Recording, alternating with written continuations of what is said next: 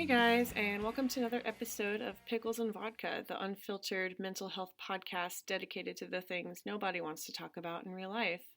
My name's Christina, your host.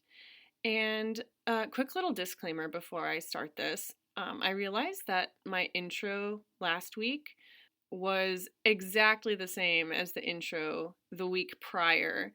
And what I mean by that is I had just gotten back from Virginia 4 weeks ago, and I talked about it in the intro to episode 19, which is 2 episodes ago. However, that episode had been recorded prior to my trip to Virginia, so when I released the episode after that, number 20, the most recent one with my sister-in-law, I recorded another intro acting as though I had just gotten back from Virginia when in reality I had already been back for 2 weeks. A little confusing. I confuse myself all the time, don't worry. Probably nobody noticed, but I just wanted to mention it. So yeah, right now I am sitting in my bedroom that I recently reorganized. I'm a huge neat freak and I like to completely change my room every few months. It's very cathartic for me, and yeah, I got all my candles burning. It's cold outside, which I love. I had that Instagram poll a few weeks back asking you guys if you preferred summer or fall, and I just want to say that 98% of you shared my opinion that fall is superior. So sorry, whoever's listening and you're a fan of summer. I know one person in particular that's gonna be salty about this, but you're wrong. That's all I can say. As fun as it is to be able to wear sweaters and drink pumpkin spice lattes and all that good stuff, I do want to say that seasonal depression is real, and this time of year can be hard for a lot of people, especially if you live in a part of the world where it's gray and stormy all the time. The sun might not ever come out for days at a time. Chemically, that can be hard for you. You know, you need that serotonin to keep you going. So if you feel that way, just know it's totally normal. You're not alone, and it's okay to ask for help.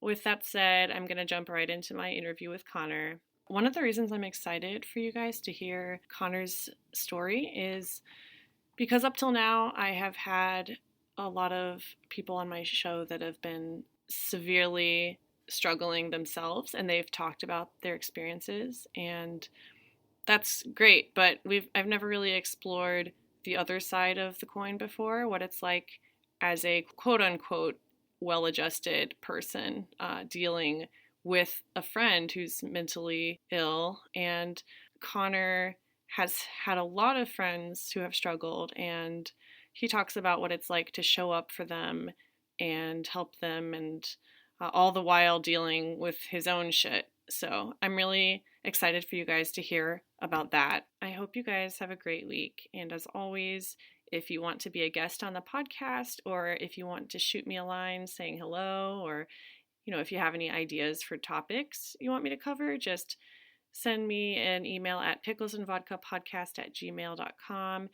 You can also DM me on any of my social media accounts. I'm always happy to hear from you, and I love you guys, and I'm so grateful for the support you've shown since I started this. It really means a lot. All right, here is the interview. This is my very first podcast. How exciting. Oh my god. Yeah, I've always wanted to do one. Did I pop your cherry? You kind of popped my cherry. You kind of popped my podcast cherry. Yeah. Good. I'm glad to be your first. Yeah, and what a good concept too. Like, what a good way to do it.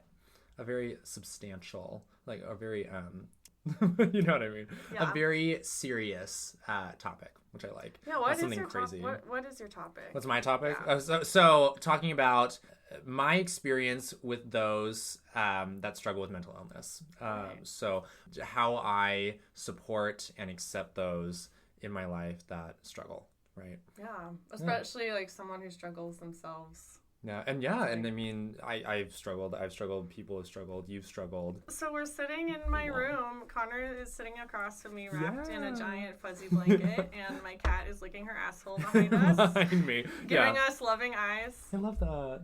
I gave her a couple treats. So Oh, I'm that's hoping why. I want her. Cats don't like me, so I'm like, I will take. Well, whatever. Ruby likes it if you give her treats, but then she'll turn on you. Then she'll turn on you, Yeah. and I feel like she has. I feel like she's actually. Well, it's she's a power licking her play. asshole. She's licking so- her asshole, Yeah. looking at me dead in the eye. I like how this episode has only gone on for like a minute, and we've said asshole 3 times now. Oh, many. Like many. Welcome. Welcome. Okay. Who are you? So my name is Connor. We work together, or we have worked together. Yes. And I have listened to your podcast. I think it's amazing. I think what you are trying to do is so important. I think that the stigma that goes around mental illness or a mental struggle is inaccurate. And so the more we talk about, the more we get it out there. I think it's important. So Yeah. I know many people who struggle and have tried to just speak on the behalf of those who can't, right? Yeah. And so I want to be one of those people. I want to talk about it. Yeah. And the more we talk about it, the more normalized it gets, and Yeah. the less awkward it gets. Yeah. Yeah, I mean, I've talked to you about this when I recently went to the hospital for mental health reasons, and I got back. Nobody asked me about it. Yeah. They kind of tiptoed around me. Yeah. And I mean, I've kind of slowly started talking about it more and Right. helping. My goal is to try to help people realize it's not a big deal if you don't make it a big deal. You know, it's just part of life. It's just like, you know, if I took a week off because I was Broke sick. your leg. Yeah, if Or I broke my something leg. like- yeah, right, Yeah, I right. mean, why would Yeah. that? Why can't I talk about it? Yeah. You know? And it's even more interesting because of all the people that you came in contact with that were also going through a similar struggle as Oh you. yeah, I mean, well, that's the right? thing. Everyone, not So- even the people I came in contact with at the hospital, but Right. literally everybody, like people we work with, like Right. people we myself. see every day. Yeah. Yeah, exactly. Yeah. Like everyone's dealing with stuff, but Yeah. no one talks about it. So No, and we have been told it is a sign of weakness. There's a lot of fear that goes around it. Yeah. yeah, and it's weird because I feel like our generation we're definitely better about it, but I think it's less a fear of being seen as weak, and it's more a fear of just awkwardness. Yeah. Yeah. Like everyone's afraid of being awkward or making someone uncomfortable. Yeah. Which is unfortunate. And then I guess maybe how they see you, right? I don't know. We're already getting into the. But yeah, deep stuff. anyway, yes. What's So, how old are you, Connor? I am 26 years old. Okay. I am a man living in Seattle. I am an artist. I work in digital medias, and I love video games. That's one thing. How long have you been an artist? I've been an artist forever. Oh, since I was a kid, right? Yeah. What kind of stuff do you draw? So I draw. So when I was a kid, I drew a lot of architecture, actually. So I was a kid that loved like drawing like little maps and like houses and parks and whatever. And as I've grown up, I've loved human form. So I draw women, men. I'm really trying to be a concept artist for video games. And so for me, I love drawing characters. I love drawing people, getting their stories out. So that probably makes a lot of sense. as to why Yeah, I'm and your here. stuff is so good. Can you plug your Instagram? Oh, I would love to plug my Instagram. We're not gonna wait till the end. We're just gonna do it right now. Yeah. My Instagram is @drawn2con. It's DrawToconn, con. Yes. Or look Connor Bolton up, and you'll probably find me. Are you okay with saying your full name it's on here? fine. Okay. I feel like that's. What are they gonna do? No one cares. No one's gonna get me, right? I mean, not yet. Not yet. Who You knows? You never know. But I'm really trying to make it right now, and I'm trying to put a lot of time and effort into what I love and what I'm passionate about. So, and this is a topic I'm very passionate about, mental health. So, Yes. I want to put time and effort into this stuff as well. So tell me about growing up. So, What's your family like? I'm in a big family. I am one of 6 kids. So I have 3 sisters, 3 brothers. I'm sorry, no. I'm sorry, 1 of 7 because then I count as well. 3 brothers, 3 sisters, myself included as a boy. I am a gay man raised in a divided household, so my parents are divorced. My mother, which is one of the reasons why I'm here to talk about, she suffers from bipolar disorder. And my father suffers from some anger management issues, which is very interesting. I feel like I don't run into a lot of people like that, like my dad, but I know it's out there. So it's just a very interesting. My father is remarried, so I have a stepmom, and then my mother was remarried at one point, but no longer is. Okay. And so she is a single mom living in the Seattle area. How many of your siblings still live with her? So she still has 3 of them. Okay. That live. So a lot of kids in their high school range, younger, going through puberty and stuff. So very high energy household. Where do you fall in the birth order? I am the oldest. I think you said that already. Yeah, I'm sorry. I mean, we have so much in common. I'm also the oldest of 7, and like I have 3 brothers and 3 sisters. Yeah, so it's like an even divide. It's like, yeah. So for you, does your family struggle with? Oh yeah, my family's a mess. I mean, it's to the point where I've been talking a lot about this in therapy. I kind of normalize chaos. Like chaos feels comfortable to me. Yeah. So if there's no chaos in my life, just because of the way I was raised, I don't know if you can relate to. I can absolutely relate to that. Yeah. It feels like what's the catch, you know? Right. Like what am I not doing? Yeah, I'm always in fight or flight mode. Yeah. And if there's no drama going on or no crisis, then I tend to create them. And so that's something that's something I've had to deal with. That's very interesting. Probably relate. So I can in some form, but the way you just said it is that like that you kind of feed it yourself. Yeah. I probably do the very same thing. I probably don't realize it. Oh yeah, no, you like for me, I created it through addictions, financial struggles, that kind of thing. Yeah. I'd be interested. Yeah, it gives you a problem to solve, and I feel best when I'm solving problems because I don't know. I've always done that. It's part of such a big family, especially that when you're the oldest, you have so much responsibility. It's very true. I was reading my journal from 2009, 10 years ago, and I wrote that my biggest trigger was responsibility. Really? And how.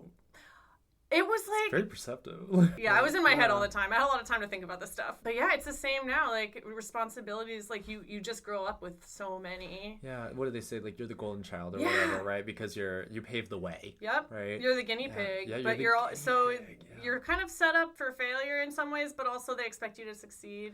Yes. Because you don't have someone to show you the way. Yes. But you have all these expectations and responsibilities. Yeah, that you'll do it right. Yeah, so did you feel a lot of that pressure growing up? You know what? I did, actually. You know, it's funny that you say that because, yes, absolutely. I did not make a lot of mistakes, right? I mean, I did, obviously, but I whatever I did was very behind closed doors. I feel like if I went out when you say whatever you did, like, my you mean parents like... didn't ask a lot. You know, so I'm a gay man. Yeah. I mean, I am, obviously. But my parents actually did not monitor me as much as I think an eldest normally is. Really? You know, people say like the youngest child gets kind of slept off and they can go do whatever they want and get away with it. Oh yeah. My parents kind of believed and trusted that I did the right thing, and I kind of did. I was a pretty good kid. I didn't get into any drama, or I didn't do drugs. I didn't do crime. I didn't drink. Especially in high school. But toward the later years of high school and into college, I started exploring more of what I wanted to see in the world. And I was expected to be a good kid, and I kind of was. not to toot my own horn. But then you said you got out into the world and you started... started then having to explore, well, right? That's how it typically happens, I feel like. Yeah. You have to live your rebellious phase later than others. What did that look like for you? I mean, it probably was oriented more around dating, more towards sex stuff, right? Like meeting guys and trying to explore my sexuality. How long? When did you? Sorry, I'm interrupting. You're when so fine. Did you know you were gay? So I knew I was gay when I was 14 years old. Okay. When I started coming into puberty, right? I didn't really know what to pin it as for a long time. Even when I was a kid, I knew something was different. Yeah. And I think a lot of gay men and women say the same thing, right?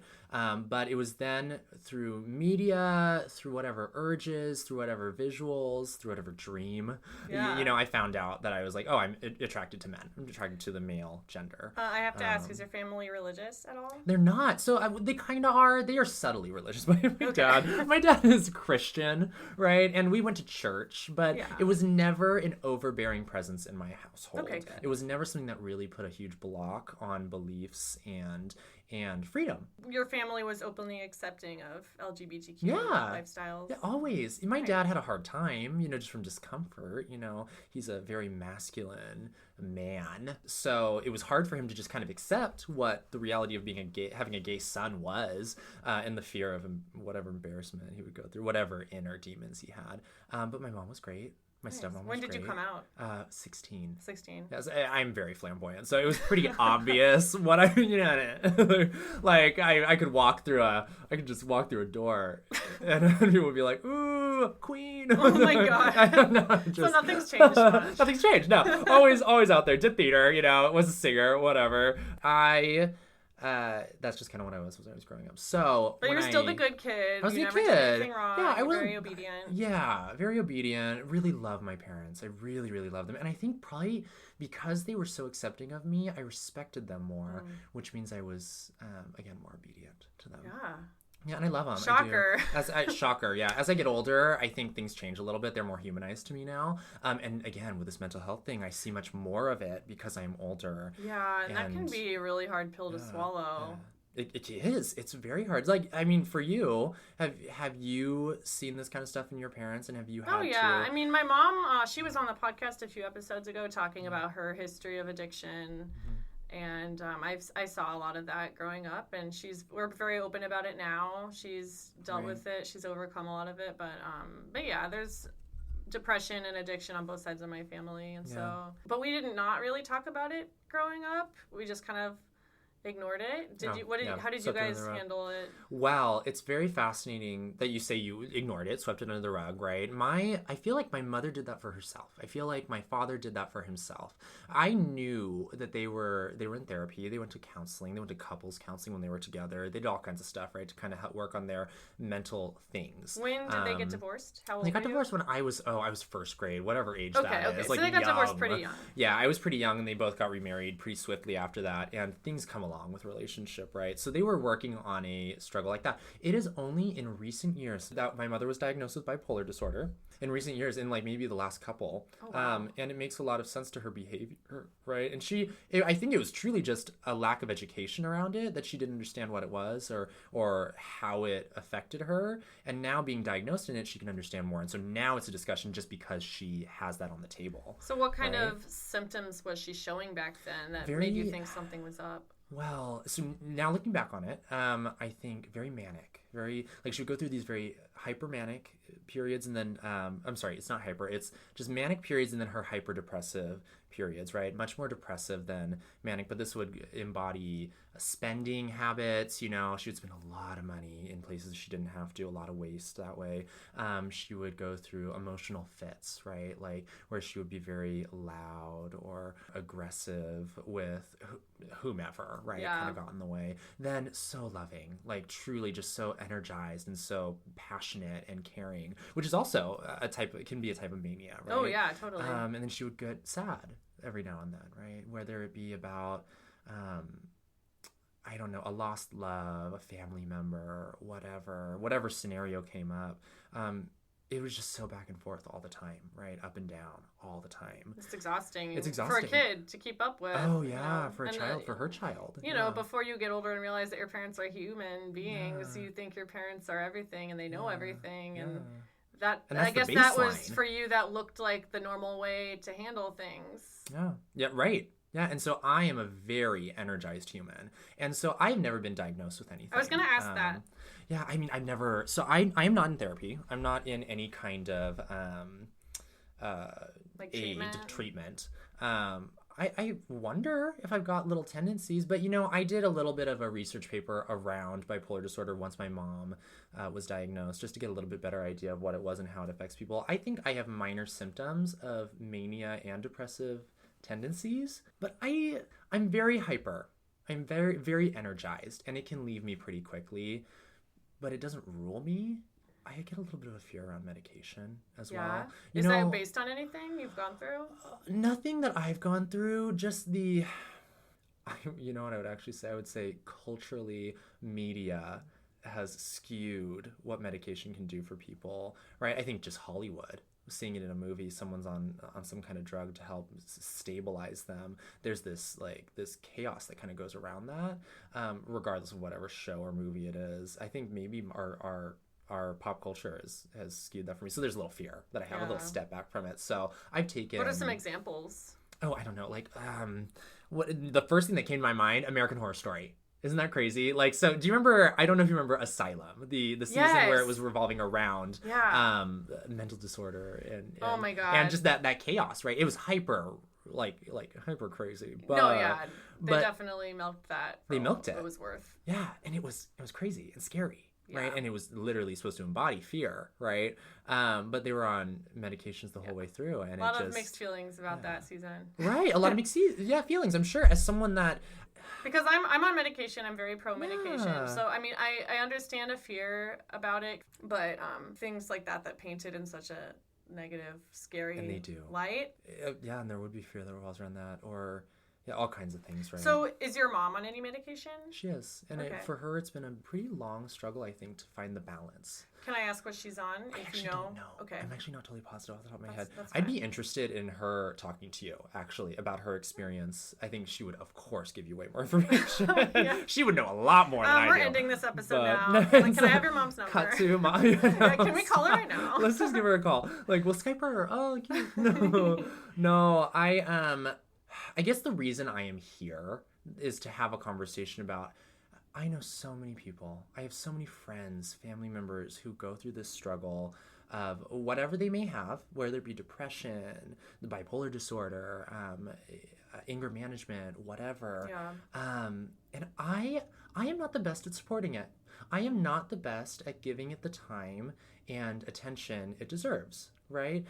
Just being there for people, I don't feel like I do the right job. Not necessarily a bad job nor a good job, just the right.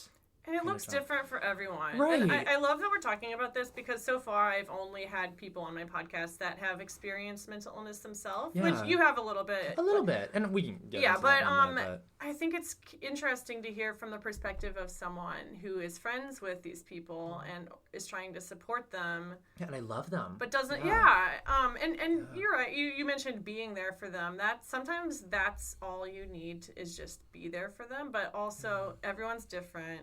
Yeah. People need different things, and it's scary. Yeah. And I mean, for you, can I ask you, like, from your friends and your family, what helps you the most in these times of struggle? I actually asked this question to a few people on my Instagram. Nice. I mean, I asked them specifically about bipolar, since I knew your mom was bipolar. I asked, what are some things you wish your family knew or would do for you in your treatment? Let's look it up. Let's look it up real quick. Yeah. So I got 3 responses. Sweet. For instance, my friend Olivia said she gets the response that a lot of times people tell her it's hard to live with her when she's going through these, really? manic depressive periods. But one thing she wanted to say to them is, you think it's hard to live with me, but I have to live with me 24/7. She says, I can't close the door on my own episodes. Yeah. My friend Diane says she gets "don't make this about you" a lot. Really? Yeah. Oh, that's so disappointing.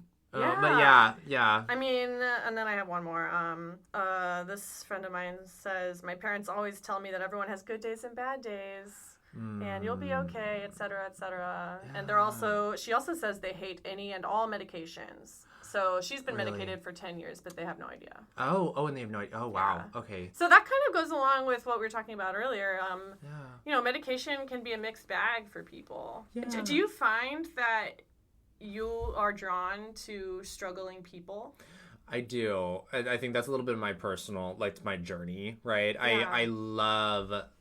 I love to be the hero. I love to save, right? And so just in a romantic relationship, I pick the guys that are in a little bit of a struggle, right? That are going through something. You have a very warm personality, a very warm, accepting. So no, you do. Thank you. People, I mean, we were just in a lift on the way here, and we struck up a conversation. Well, Connor struck up a conversation with these strangers. And we talked for the 20 minutes we were in the car. Yeah. You're easy to talk to, and you're very. I don't know. I look at you and I just want to tell you all my deep dark secrets. I love it. And people do that. So how has that always been the case? It has always been the case. I highly take it from my mom. She is the same exact way, very warm, very inviting, and very non-judgmental, very open-minded. And so anything you say to her is safe, right? And I learned that as a kid, and I want to be that way. It's hard. I love being there for people. I love people. I love their journeys, and everyone struggles, and I struggle a lot myself, right? Especially with my happiness and my thought processes. But it can be exhausting. It can be really hard to hold that baggage.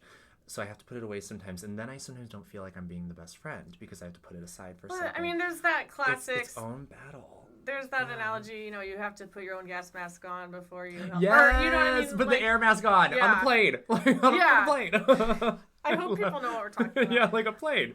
Yeah, like you have to take care of yourself or else you won't be able to be there for your friends. And I don't know. I feel like we're similar in that you feel guilty for practicing self-care sometimes. Yes, absolutely. Or even telling people, hey, you know, shutting people out because you don't have the energy to deal with their issues, which feels like a betrayal. It does. Sometimes. Yeah, I mean, literally last night, I can even say this. This was not even in regards to being there for someone. Sometimes I am so exhausted mentally and physically that I just can't go to something, right? I need to sit at home. And I rarely do it, but I will sometimes not respond. I will sometimes ghost because I'm just like, leave me alone, but I can't tell you. Yeah, it's just like, I'll leave messages on like read for hours, and it makes me so guilty. But I just can't. I don't have the energy sometimes. Yeah, to show up. Yeah, maybe that's what it is, and I think that's okay sometimes. So what does that mean to you? Showing up. Either physically being there as a shoulder to cry on, maybe that's the phrase, or responding to them, because a lot of it is a conversation. Rarely I find my friends need me to make an action for them, like get them help or look up things for them.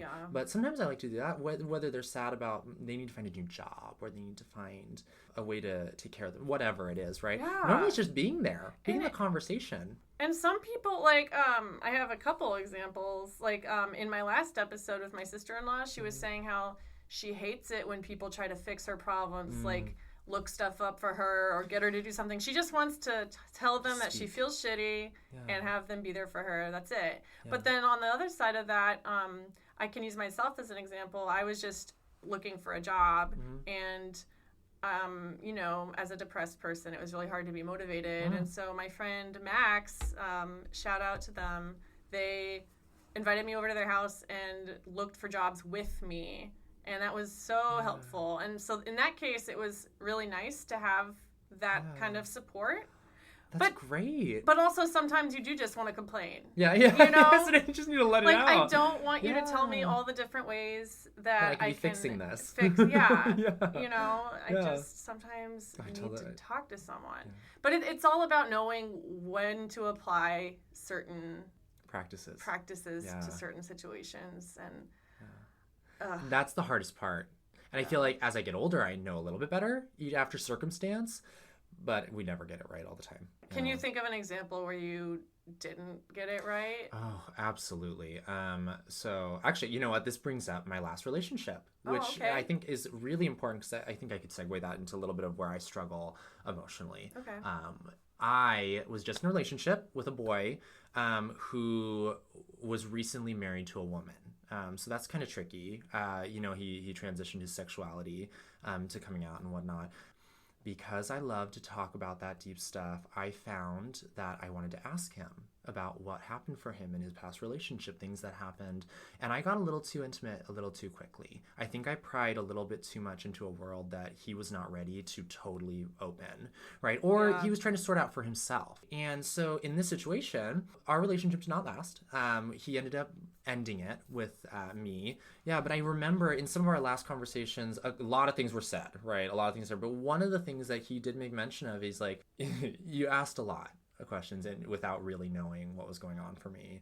And he did make a lot of mention that it was very uncomfortable for him, that I was really on top of him about that kind of stuff. And I, of course, did not feel that way. I felt like I was not doing that. But it was his perspective, and that's legitimate.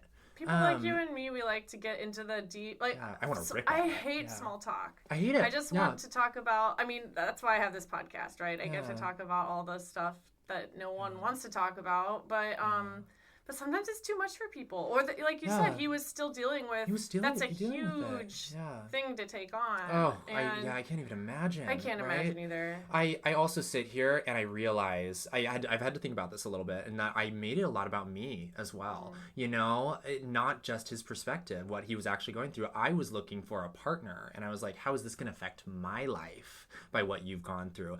I wasn't being considerate to what he was feeling, and I was trying to rip at a scab he was not ready to give. Right? Have you noted? Give me your scab. Give me your scab. That's the name of the episode. Give me your scab. I don't want the word scab on my page. I kind of do.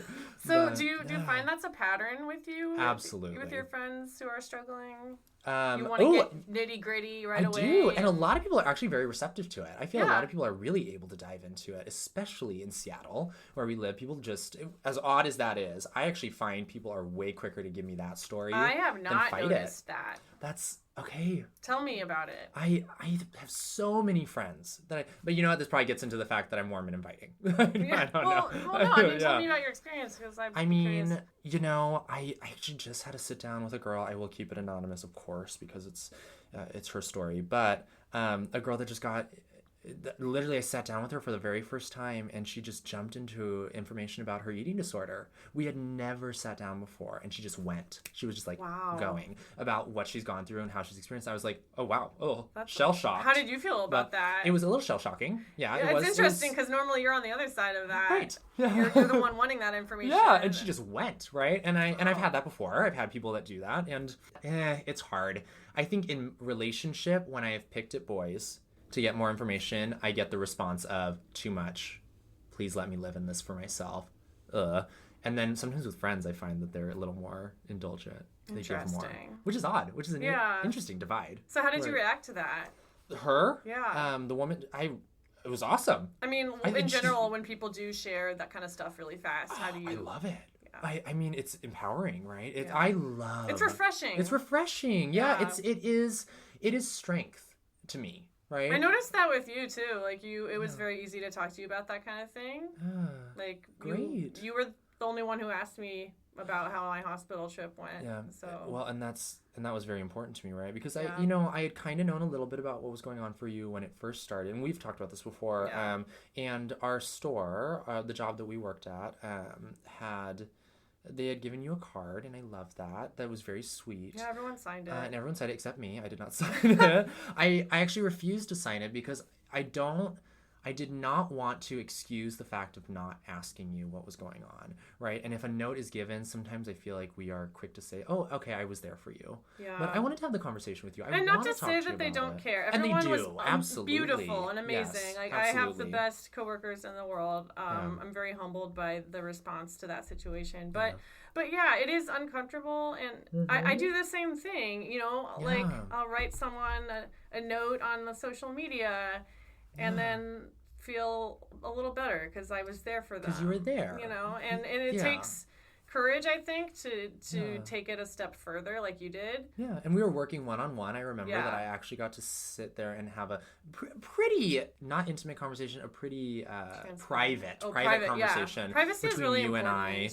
and I. Yes, and that's hard to do, of course, in the workspace. Yeah. But we got to talk about it a little bit, and we've had a couple conversations about it ever since, and it was very good to hear about what's going on for you. Also, just hearing your journey is just empowering. And it's not awkward, you know? No, like I don't think so. I think, I don't either. But also, I feel like I don't know, you're special. I fucking love you. I think you're special, and I think you have such a great... I just think your perspective and your journey is going to help so many people. Can we just sit here and like compliment each other just keep for going. another hour? Yeah. Everyone's going to tune Oh, out. I love they're like, okay, whatever. Jesus. They're like, their friends get it. But yeah, it was fascinating. And so I've had friends like that where I can get information out of, and then I've had friends that react differently. Never aggressively, like in a really big blow up, but they do. Right? Yeah. I find when I have a conversation with my mom, sometimes we can get a little ignited. Sometimes I think there's a comfort behind that gives it a little fiery. Is that like living in chaos? Yeah. Being familiar, that's the familiar atmosphere type of living thing? in chaos. Yeah. So how's your relationship with your mom now? Oh, I love her. Oh, my mother is my world, right? Okay. I mean, ugh. That's She adorable. she's one of the strongest people I've ever known. My father, very similar, right? I love him as well for same, right? They are my mentors. They are my advisors. They are the people that gave me life. And so for my mom to watch her struggle with this has been very difficult. It's very hard to watch Well, a yeah, strong woman that I love so much you go through that. mentioned, as you got older, you saw the more human side of your parents. How's that affected your relationship? It probably makes us more peers than, I mean, I'm still their child, but Well, there's yeah. more of a peer I know what you level. mean, It's almost though. balancing out in a little way. And I have to make a lot more effort to have time with them now. So I feel when I do have time with them, these conversations come up and it does again make them more human. It makes me more human to them. And it is shifted from this child and parent mentality, I think, to this, what is it, peer and advisor kind of Okay. like thing. I don't know. No, But it's of yeah. course loving and warm, just like a parent and child should be, right? And do you ever find that boundaries are crossed that maybe shouldn't Yeah, be? probably. I mean, I mean, what could I say? Like, I mean, it's it's hard because I don't mind anything that's been crossed with my parents, right? But maybe things like relationship lives or my parents' relationship before they got divorced and the struggles that they had, things I don't really need to know. Yeah. Things Tell that that have to your been- therapist. Yeah, tell that to your therapist. I'm like your child, but my parents are pretty responsible. My dad especially, he is not one to overshare, so he's a little more quiet. Yeah, so you were mentioning earlier that your dad is like no one you know with his anger issues. Oh, yeah. Can you go more into that? And so I can relate a lot on this actually because I have some anger problems, or I've had them in the past, especially in relationship. But he is quick to a temper. He is quick to lash. It comes from his childhood and the way he was raised, bullying, all that kind of stuff that he's gone through. But he does not like it when people aren't respectful toward him. So as a child, when I wasn't respectful toward him, he would lash out angrily, right? Whether it be physical, whether it be verbal. And it was scary because Yeah. that's the one that you see firsthand, right? And of course, I wouldn't see that in anyone out in the world, not often, right? Because he was very aggressive.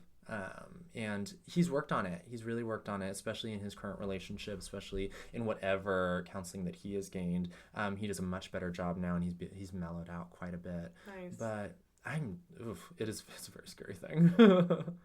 Yeah. Yeah, did he ever talk about it with you? Like, We would talk about it being a thing, it being real, that he so you did have didn't an sweep anger it under issue. the rug. We did not do that, but we never got to a point of where it really came from, why he would lash out.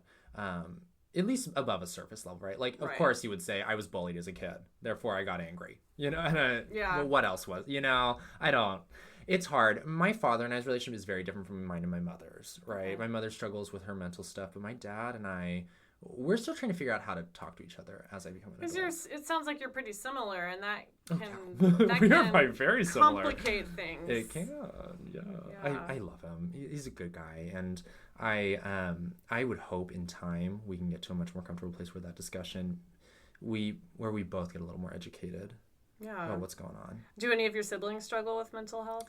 Yes, very a lot of depression in my family. Very sad. Okay. And they have a lack of drive and whatever that goes with that, with whatever goes with depression, right? I don't struggle like they do, so I'm not in their mental state. It is, and I will say this, and this is not meant to spark any kind of anger or frustration. I feel horrible about it. I have a harder time sympathizing with my siblings than I do with my parents, because it's like, I love them. I love my siblings so much. I want better relationships with them because I'm a lot older and I just don't spend a lot of time with them. But they go through this depression stuff and whatever else they're going through, and it halts them, in my opinion. It can stop them, and I just think they're the smartest, most beautiful, amazing people, and I know they can kill it out there, and I want them to get up and go. That's like anyone who's looking at a depressed person from an outside perspective, you know? Yeah. Like, You you feel hear that horrible. as a depressed person, I hear that all the time. I mean, especially from, my parents or whatnot. Like, you can do this, you have so much potential, but that kind of makes it worse. It's like that responsibility, that pressure. Yeah. But yeah, I mean, it's frustrating. I don't know the perspective. It's very frustrating when you see someone you love struggling and, throwing their life away. And in your mind, it's clear what they should do or what they can do, but you can't see that when you're depressed. Simple. It's just like a cloud that's keeping you from seeing. It's holding you down. Anything else? Yeah. Do you talk to any of your siblings a lot? Not about that. Not about. You don't talk with them about mental health at all. No. If I have a conversation with my mom, and they are younger, so I feel like they probably just don't have the maybe either knowledge or confidence to talk about it, or I don't know. I really don't have that conversation with. I guess that's kind of why I'm here to talk to you about it, because with that perspective that you just shared is very common. Mm-hmm. I mean, yeah. Do you feel like they can't talk about it because it hasn't been set as a precedent in your family? My mom she's very communicative about it, so I would hope that they can. Maybe that's a turnoff to them, though. It might be, yeah.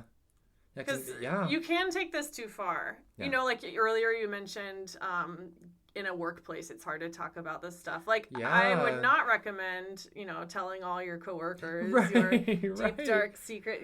Like, you have to be discretionary. Yeah.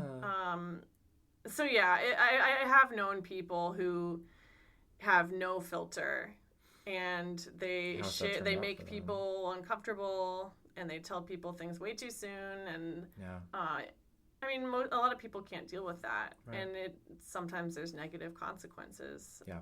So I can see wanting to be more reserved. Yeah, and that's probably what they are. Yeah. Yeah. And they're still young, like you said. There's a lot of time to explore. Yeah. And I probably will get that opportunity with them. Yeah. I would hope so. But it is important to set the precedent of talking about it, leading by example. Like, I'm glad you have a relationship with your mom where you guys talk about these things and have that conversation, because maybe it'll open up the door for them someday. Yeah. I sure hope so. I love them so much. I just want I want to be there for them. I guess in my own way, I do little picks at them, right? Like just being like, how are you? How are things going? Yeah. How is your relationship? Just showing up for them. Yeah, showing up. There you go. Yeah. Yeah. And I mean, showing up for your younger siblings, I have the same issue. I'm 10 years older than my youngest sister, and sending them a Snapchat because that's how they communicate. Right. Like for me that sounds... Get to their level. Yeah, for me, I would, maybe write a paragraph about how they're doing or whatever, but that's not how they communicate. They, so a snap can mean more to them, and that's showing up for them in the moment. Yeah, so. Actually, I gotta find that way. I gotta find a way to connect with them. Do your siblings struggle as well? Yes. They do? Yeah. I have a few... Not to get, too personal if you don't. No, yeah. I mean, I have a sister who has had an eating disorder. She's been on the podcast. I mean, we don't talk about it a lot. Like, I would also like to talk to my siblings about it more. And I'm actually really surprised, since I started this thing, I've gotten a lot of positive feedback from them. And so I'm hoping it will also open the door to more honest conversations. Because I get the feeling in my family that if we talk about this kind of stuff, it's kind of awkward. Yeah. And, I mean, I'm sure some of them are listening to this. And, we don't always know how to talk about it, or I left the house when I was 18, and a lot of them are still I'm still getting to know a lot of my younger siblings, and I think over time, like you said, it'll be easier and easier.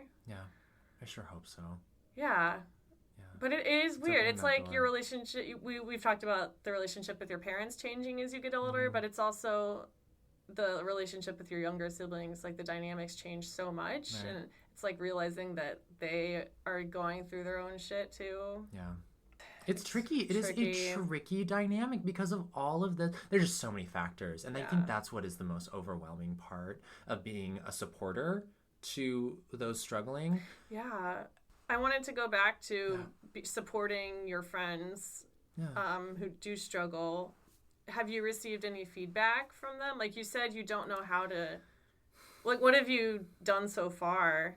So really, it's a lot of the same, right? I'll sit with them and have a conversation about what's going on for them in life. And sometimes it branches off into a discussion of what they're going through mentally. I have a guy friend of mine, who struggles heavily with depression, right? And he gives me his perspective on what the day-to-day is for him. And then I have another guy friend who struggles even more aggressively with it, and it gets to him like I won't see him for months on end, and then I'll see him for a few weeks constantly, right? And he'll just disappear for a while and go through his struggle, and then I'll get to hear about what he went through and how it got triggered and what happened, right? Do you feel like he's ignoring you? I do sometimes, yeah, and I love him and I miss him. I actually have quite a little crush on him, so that's like. Hope he's not listening to this. Or yeah, you know what? I sure hope he's listening because I'll give him a. But I'm not gonna say his name, but yeah, I mean, I'd like to hear more about your perspective because. Yeah.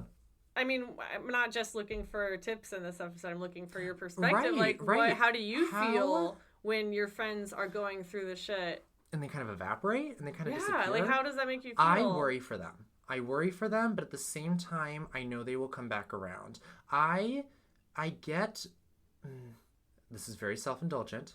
I'm just gonna say that. I feel horrible about it. But I feel like I deserve a friend sometimes as well. Totally, right? as you do. And when they're going through that struggle, and I love them to death, I want them to be happy and healthy and safe. I feel like I can't ask them to be a friend to me when they're struggling. Yeah. So when this friend of mine disappears for months on end, I want a closer relationship with them. I want a relationship where we can talk about this stuff, have a glass of wine, go paint or something, you know what I mean? Or talk about something that I'm going through, like a breakup or a hard time at work or something. Yeah. And I can't go to them because I can't reach them. Yeah. Right? And that sucks. That's hard for me. And it makes it harder and harder for me to be there for them. But then they show up. I mean, but I gotta be honest, like that's, I have the fear, like from the opposite perspective, that a lot of times I don't tell people what I'm going through because I don't want to be that friend who just makes it all about them and has to have all the energy invested in them, but can never give it back. Right. Yeah. I mean, we have like opposite problems. Like I feel like. Yeah. And it's kind of a realistic disconnect because you worry and I get sad, right? Yeah. I mean, like, it's realistic. At the same time, I'm not going anywhere, right? I'm a very loyal person. I'm very invested in my friendships. And I wish all friends were like that, but... And I think they are as well, because they are still there, right? After years and years and years of time, eventually they just win. Eventually, some people fall off, right? Yeah, I was going to ask if you had any experiences like that. Or I'll lose a friend, and it's sad. Yeah. I think about them constantly. I'm a Scorpio. Okay. So I don't let everyone into my tribe, right? The people that I do let in are quality, strong people that struggle, of course. It's a prerequisite. And if they ever needed something, I would be there. Same to the guys I've dated, right? Same to whomever. So when they do fall off, how does that make you feel? Besides, sad. It's hard. It makes me wonder what I did. But really? What do you reality, mean? Oh, like what did I do to help this relationship not move forward? And you can't it's really, two-sided. it takes two to tango. It takes two to tango. I mean, yes. There are surely things that they could have probably done too. I mean, especially when you're struggling with mental health issues. It's hard to be a good friend. Yeah. I have been such a shitty friend and still I'm not the best friend that I want to be because I'm not either. Well, yeah, no one's perfect. No one's perfect. That's the hardest part. Things have gotten in the way. You lose people in life. I think people come and go in general, and people return, right? Yes. So, I mean, there's never, there's no, what's the word? One of my exes, he used to say, I don't like to live in definites. Which was like, and he used to say that to me all the time. He was like, I will not, like, things like they're gone forever weren't in his vocabulary, right? He said, they'll come back around. That is so wise. It was wise. It used to make me so mad. It used to piss me off, but yes. I mean, it's true though. It's true. Some friendships have lifespans, and that's totally normal. And then, sometimes they come and go in waves. Yeah. So especially when you're an adult, it's hard to have fucking friends. Yes, it is so hard to make friends consistently. Not even just make friends, but maintaining the friends you have, especially if you don't live in the same area. Oh, it's absolutely. So hard. I went to school in New York for a year, and I made friends over there that I just freaking love. I keep track of them on social media, but I barely talk to them now. And that they'll pop up every now and then, but it's that same idea. Like, if they're not around, it's even harder. Are they really a friend? And are they really a friend? I don't know. But there's different types of friends. It's an interesting social landscape. Do you have a friendship that has withstood the test of time? Yeah. And the test of conflict, really? Like, I mean, I do. I have a friend, Inez. I'll edit her name if she feels uncomfortable. yeah, but we yes. have been friends for 12 years. We met online in a Lord of the Rings chat room. I love that. I love that. And Yes. we were pen pals for a long time. We were both kind of, nerdy, socially awkward kids. You guys related. Yeah, we related a lot. And then in other ways, though, we are very different. I was homeschooled in a religious family with lots of siblings, and she lives in Norway. Oh, wow. Only one sister. Not very different. Yeah, we're very different. And so we stopped talking for a few years when we were in college just because life happened. We both had boyfriends. You get busy, you get in a relationship. Yeah, we changed. But then last year when I was living in Virginia, we just reconnected, and it was like no time had passed. But we're also... that. But what was your question? Have I experienced conflict? Do you have a relationship that has withstood the test of time? It sounds like yes. That has withstood that conflict. And I was going to say, when I have been going through my issues, I can see how it affects our friendship. It makes it hard to be a friend for me because I don't engage as much. And it's hard for her to see me struggling. And, sometimes... She doesn't totally know what to do. Yeah, or maybe. she'll pull away for a little bit, or I'll pull away. But in the end, we talk about it and we come back together, and I think that's normal for friendships. Yeah. But yeah, it's hard. Our friendship doesn't look anything like it did when we were kids. Yeah. And you kind of want it to stay the same, but people change. And that's something you have to accept. It's something you have to accept. It's the hardest thing to accept, right? Yeah. But it's true. It's a real thing. What about you? Oh, I do. I have a friend that same amount of time, like 12 years. I've known her for like a decade. Oh, I love her to death. She will always be there for me, like a sister. Like her family is like family to me, right? Sometimes with gay men, we make other families. That's what they say. That's like the saying, right? But yes, I have a friend that has always been there for me. I do not struggle as much with her around conflict. Whatever conflicts we've had have been very short-lived, and we've moved through them. But she's always been there for me. We have the best time together. We have sad times, and we have times where we don't talk as much, but we've always lived near each other, except for a brief period during school, and she's always been there for me. So I have very successful relationships with people that have lasted a long time. And then I have ones that don't, right? Yeah. For me, it lands in my romantic life. I was in a relationship that was substantial for a few years with a guy, and that was great. But since then, very 6-month gigs, 3-month gigs, people come and go, right? Which is hard for you. You said you only accept people into your tribe that you're loyal to. Yeah. So it's I want hard. to show up for. Yes. Yeah. And so when they come and go, it kills me. Yeah. It hurts me. Yeah. I sit on it. I dwell on it. Just to branch a little bit into my struggles, because I am not educated around what I struggle with. I did not go to therapy. I did not get help. I don't take a medication. I know I'm sad. I know I have things that really get me down and things that really sit on me for a long time. It always revolves around a relationship for me. Relationship is my biggest thing, right? If to be happy in this world, I want to be an artist. I want to make things. I want to create. But for me, I want a family. That is my biggest dream. That is the thing I want most out of life, right? And every time I don't get it out of a guy, it breaks my heart, and I get depressed for a long time.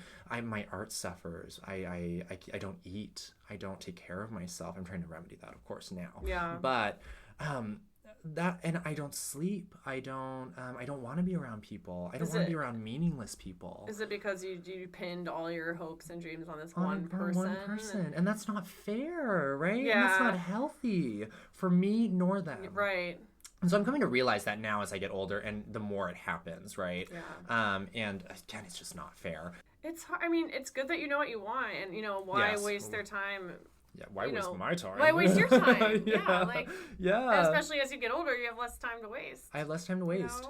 And it's luckily, good to tell people what you want, and if they don't want that, then buy their next. And I didn't invest too much time, right? Yeah. Which is good. But it's also just you don't want to throw that at them right away. That is a lot. It's unfair. A lot. And you also don't know if that's what you want from them, right? I don't know if I want that from the guys that I've been with, right? I don't know if I want them to be the guy. Yeah. It's a little ways in. But it still affects you like that. It affects me heavily, right? So how do you... Because it's not even about them, right? It's just this visualization of what they could be, right? Yes. And that's the hardest part. That they are filling a role that they're not necessarily meant for. Do you feel like you project that Oh, every a time. lot? Yeah, I mean, I'll date a guy I'm not into, and then 3 months down the line, he'll become comfortable, and I'll say, "Oh, he's the guy," because of that, not because of any real substantial evidence, but because I just want it. Where does that come from, do you think? I think the fact that your family is so supportive? And... it's hard because I would say it's relationships I've seen. My grandparents have been together for 50 years. Okay. They're a relationship I saw that always made it. They just were always together. I always wanted that. Not that necessarily that they're happy. Right. But I actually would say it is our romanticized media and culture. Like Hollywood. Totally. Yo, I'm telling you, those rom-coms, those movies that are just like one person is the end-all be-all. So it is killing me right now with everyone that's in those open relationships. Which is like, bullshit. Not open relationships, but like the idea that there's a person who's end-all be-all. End-all be-all. Why can't I be the end-all be-all for me? Right? Yeah, totally. Please, that'd be great. Love that. But I'm still realistic. Easier said than done. Society really does a number on us. It does. I mean, going back to the friend thing, you know, there's always the picture in social media, or not social media. There's always the image of, you know, best friends who've been together for years and they know everything about each other. And that just doesn't, I don't know many people that have that. Yeah. I mean, I've got a great friend that I've known for a long time. To be honest, I can't speak in deference. She might be gone in a year.